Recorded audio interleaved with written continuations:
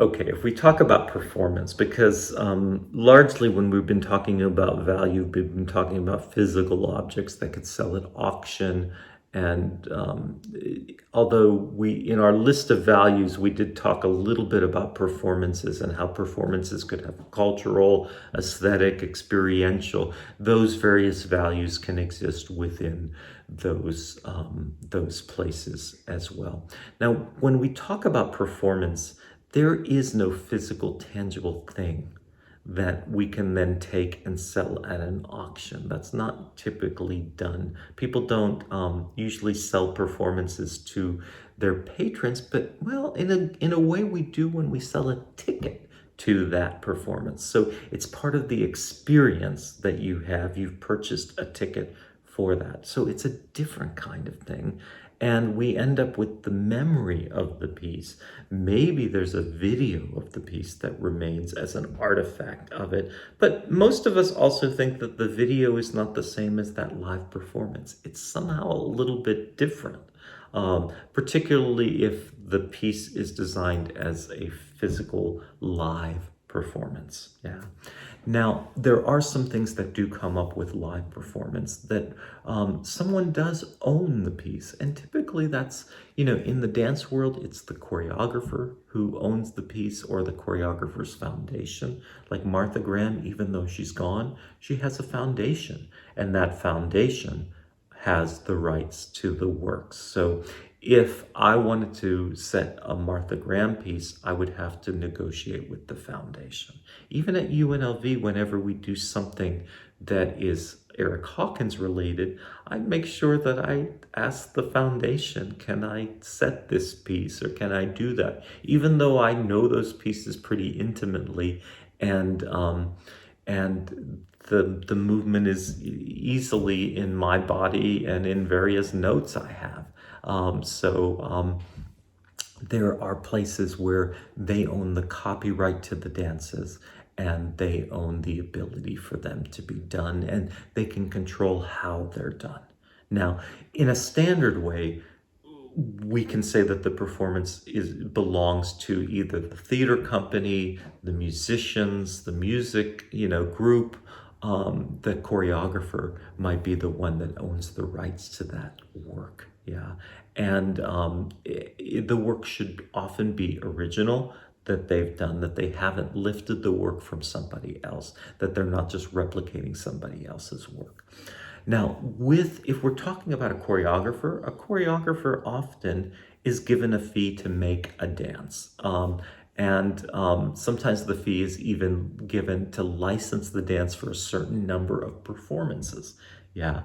Now, that sometimes doesn't happen with student works, but once you become professional, you might say, even if you're selling it to a school or to a studio or to a group, you can say, yes, I'll let you do that dance and you can pay me this amount of money to teach the dance, rehearse the dance. Now, if you get very famous, you can even have other people that teach your work and are the repeteurs of the work, and they set the work. And there are people that you trust with the knowledge of that work. And again, you do it for a certain number of performances. Yeah. Now, one other thing I want to cover in this lecture is I like to say, what is the value of a dance degree? And because there's value here, and sometimes people will say, oh, what are you going to do with a degree in dance? And what are you going to learn there? You're just going to learn dancing. Do you really need that degree in order to be a professional dancer? And some people would say, well, there are people that do it without that degree. Now, I would say there are lots of things that we learn within a degree in dance that are skills that are really valuable. So here's a list of things. I put this list together. Here's a list of skills that you learn within a dance degree.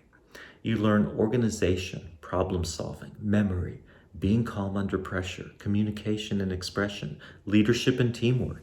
You learn individuality. You learn to balance your mind, your body, your spirit. You learn decision-making skills. You learn confidence, positive self-image, self-esteem. You learn a commitment to a practice. You learn diligence, a commitment to a team, productivity and risk-taking, honesty, integrity, motivation, initiation, the ability to forge relationships, flexibility and adaptability, an awareness of standards of success, self-awareness, an understanding of space, time, energy, numeracy, accounting, and structure, how to please and market to an audience, and you learn innovation and passion. Okay, so most of you say, wow, that's amazing what dancers can do when they're dancing. But here's the thing I like about that list, is that list of characteristics, those are skills that Fortune 500 companies are looking for in their top executives. They are looking for people who are calm under pressure, who can make decisions, who are productive, who are risk takers, who are innovative, who are flexible, who are adaptable, who have self-esteem, who are organized. So I often say what we're teaching in the world of dance goes beyond dancing.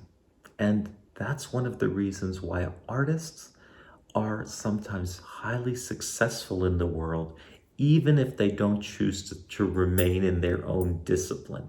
They can move into other disciplines. They're like wonderful plants in a garden. You can move them to any part of the garden and they will bloom and they will thrive. Okay, one final little thought for this video. And I like to touch on celebrity because celebrity is it's an interesting word and it's an interesting condition that sometimes we look for. Artists want to make it. And sometimes when we get notoriety, with notoriety comes celebrity.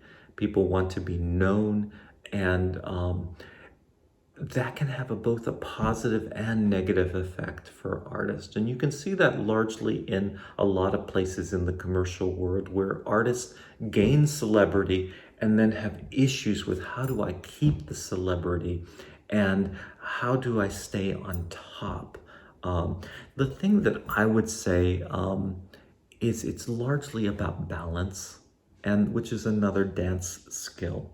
But the thing about celebrity with anything, it's if something gets out of balance and one thing becomes more important than the other. I was always taught that the main focus of your art career should be the artwork. And if your focus is on the art, then it will be healthier than if your focus is not on the art, but about you and getting a lot of notoriety about the work. So if your work is largely about only self-expression, then you've lost something about what's really important. I love this quote here that Picasso said to his friend Lieberman in 1956. And he said, "Success is dangerous because one can begin to copy oneself, and to copy oneself is more dangerous than to copy others. It leads to sterility." Yeah, so that's, I'm reminded of that sometimes and I'm also reminded that sometimes getting notoriety takes time. So we can be frustrated by, do people like my work enough? And I'll tell you, most significant artists at the beginning of their career, people didn't know what to do with their work until something happened with the work that moved it forward. And largely they kept making the work until the world caught up and understood what they were doing. Yeah. Oscar Wilde is a theater playwright, and I always love him because of his, he would make these bold statements that are sometimes fantastic, but sensational. One of the sensational things he said was this: if more than 10% of the people appreciate your art, you can be assured that it's shallow, trivial, and worthless, And so I only bring that up because I don't think that's true, but I love his point about it, is that it don't just make the art to please other people. Make the art to make the best possible art. So if the art satisfies its needs, if it does what art should do, then people will like it and people will eventually find it. And with celebrity, one does have to remain balanced. And I sometimes say it's a great balance between ego and humbleness. You know, that if you don't have enough ego, the world can just stomp on you, or you could feel like, you know, you're being stomped on. But if you also aren't humble enough, you won't be able to be open enough to keep going and to appreciate and to bring more in. So there's a balance between being humble and having a healthy kind of ego with that as well. So something to think about.